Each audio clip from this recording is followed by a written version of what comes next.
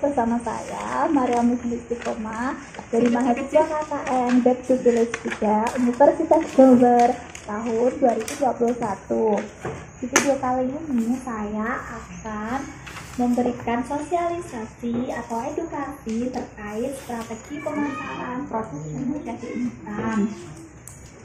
Pemasaran atau marketing adalah suatu sistem untuk melakukan kegiatan pemasaran secara keseluruhan, mulai dari merencanakan produk, penetapan harga, promosi, hingga merancang strategi pendistribusian produk untuk memuaskan para konsumen. Pengertian marketing adalah seluruh aktivitas yang bertujuan untuk mempromosikan sebuah produk atau jasa yang ditawarkan suatu perusahaan kepada target pasar tertentu. Nah, dengan kata lain, marketing ini adalah usaha untuk menarik perhatian calon konsumen. Nah, strategi pemasaran terdiri dari 5 elemen, yaitu yang pertama pemilihan pasar.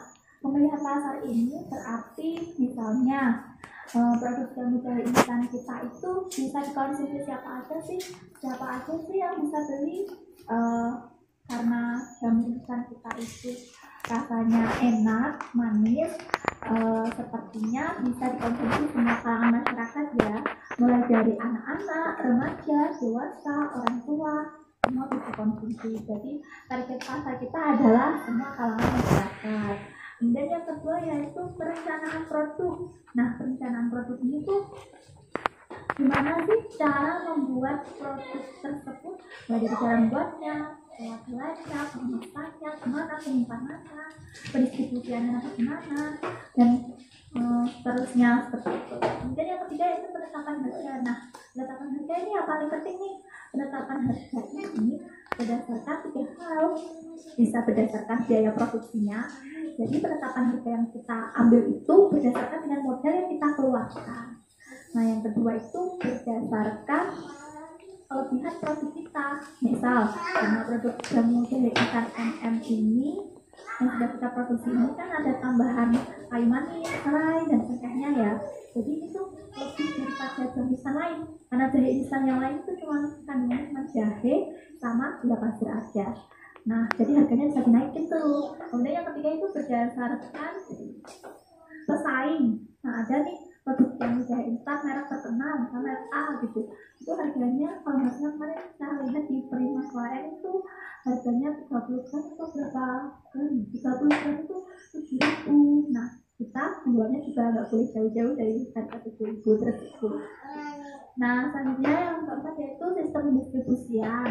Dan yang kelima yaitu komunikasi pemasaran. Komunikasi pemasaran ini yaitu kegiatan promosi yang gimana sih yang akan kita lakukan supaya produk kita tuh dikenal oleh konsumen. Nah, untuk mengetahui pemasaran yang tepat, kita lanjut ke slide berikutnya. Marketing atau pemasaran dapat dilakukan dalam berbagai cara atau bentuk dengan memanfaatkan beragam media. Misalnya berupa iklan yang dipasang di billboard. Billboard itu kayak papan yang ada di perempatan lampu merah itu loh. Itu zaman dulu. Tapi kalau zaman sekarang masih ada sebenarnya billboard. Tapi zaman sekarang itu billboardnya sudah diberi lampu LED gitu kan. Jadi lebih zaman now. Udah yang kedua yaitu televisi.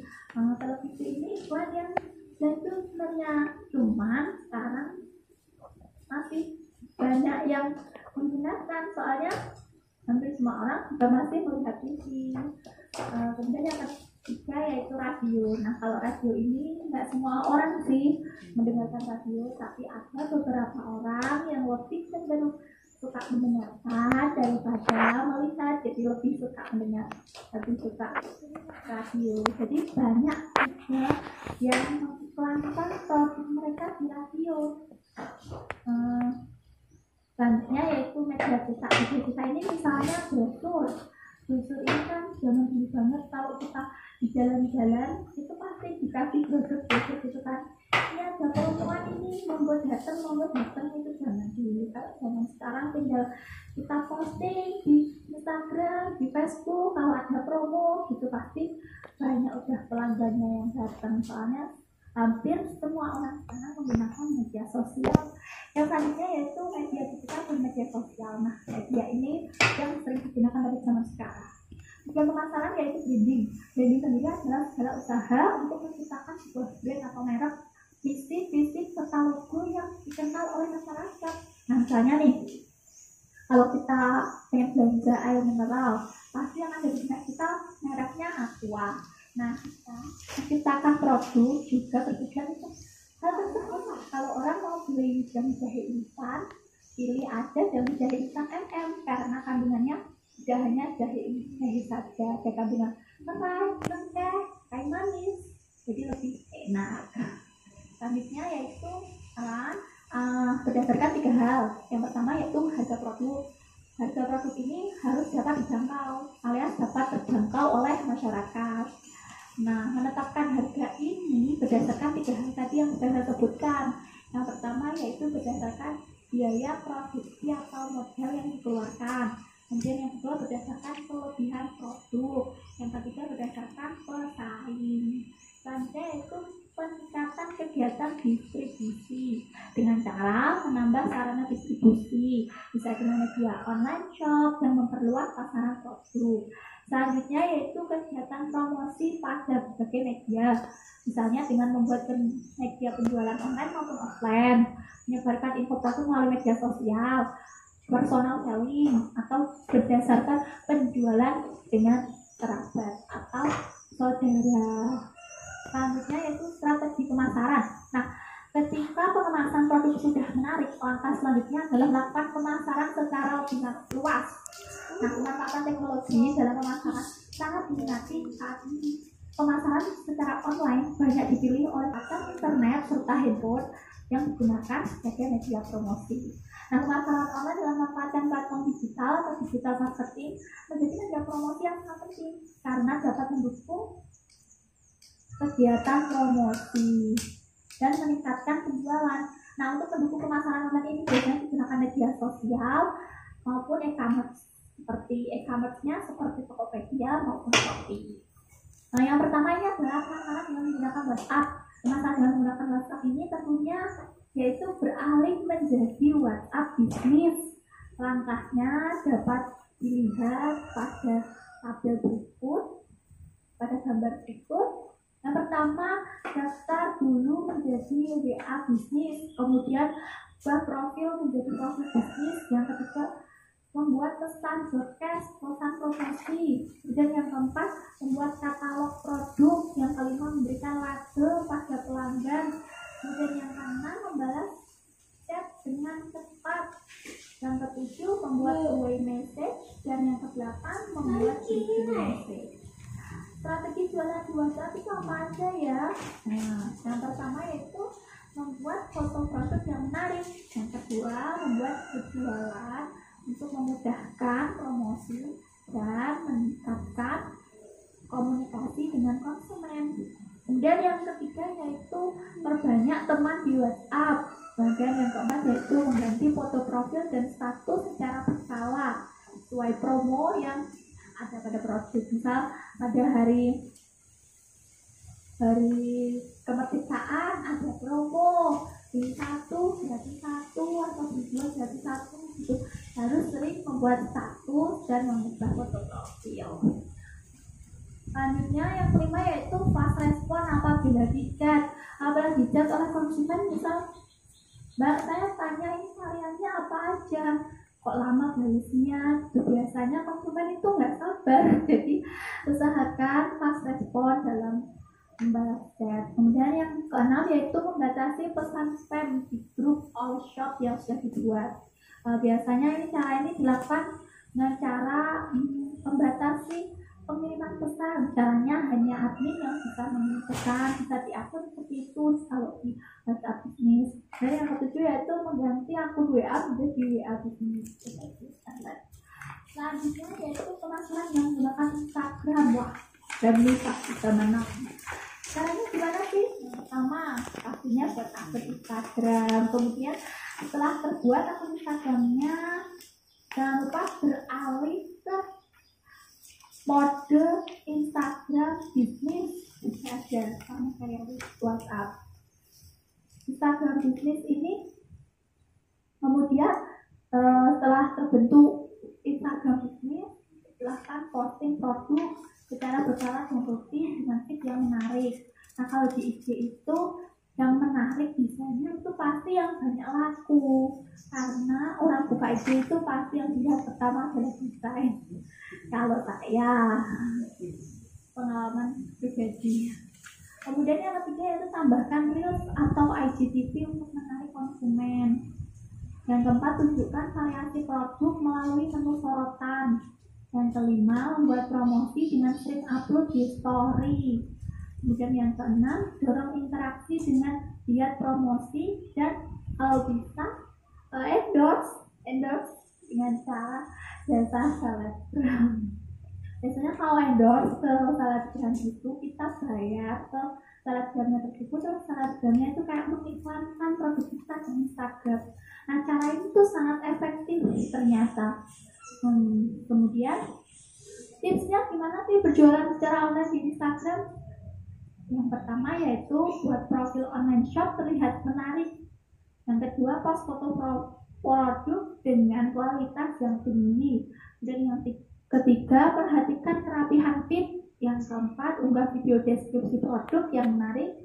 Yang kelima, gunakan hashtag yang tepat. Yang keenam, upload beberapa kali dalam sehari. Yang ketujuh, jadilah seller yang fast respon. Yang kedelapan, strategi marketing yang andal, seperti sering adakan promo atau diskonan pada hari tertentu. Dan selanjutnya yaitu pemasaran menggunakan Facebook. Nah, pemasaran dengan menggunakan Facebook ini sebenarnya kalau menggunakan fanpage di Facebook kita kurang mengerti gitu. Soalnya itu kayak fanpage ini tuh bisa dilihatnya secara cantik itu di laptop, karena fanpage ini tuh tampilannya seperti website. Website kalau terlihat di HP kan kecil, jadi tidak terlihat menarik. Kalau di laptop jadi terlihat menarik. Nah, untuk pemasaran melalui Facebook itu langkahnya yang pertama yaitu buat akun Facebook yang pertama pastinya. Kemudian yang kedua buat fanpage. Terus yang ketiga kita atur fanpage tersebut. Dan yang keempat kita lakukan promote. Nah, untuk langkah-langkahnya bisa dibaca di slide. Yang selanjutnya yaitu pemasaran dengan e-commerce. E-commerce yang paling terkenal saat ini yaitu Shopee.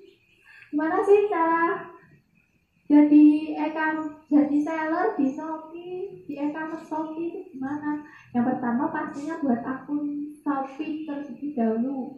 Kemudian kita masukkan email, nomor HP, buat password, dan selesai. Setelah itu kita buka toko alias mulai jual produk dengan cara aplikasi Shopee, pilih menu jual, isi deskripsi toko, kemudian bisa jadi seller Shopee. Mudah kan?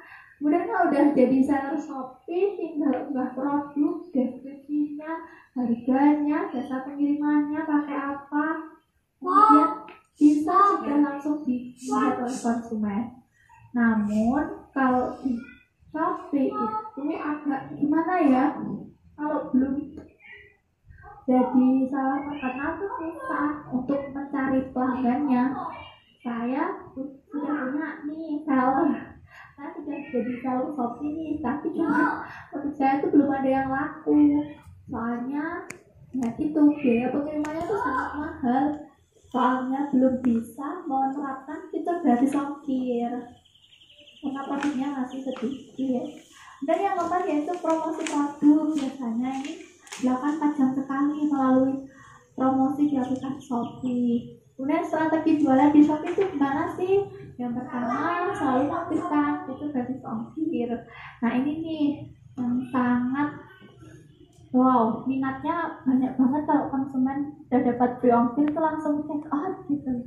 Yang kedua yaitu mengupdate produk secara berkala dan menambah produk yang dijual. Dan yang ketiga itu mengikuti program khusus dari Shopee untuk seller, misalnya kegiatan flash sale. Perlu kita ketahui apa saja sih perbedaan marketplace, online shop, dan e-commerce.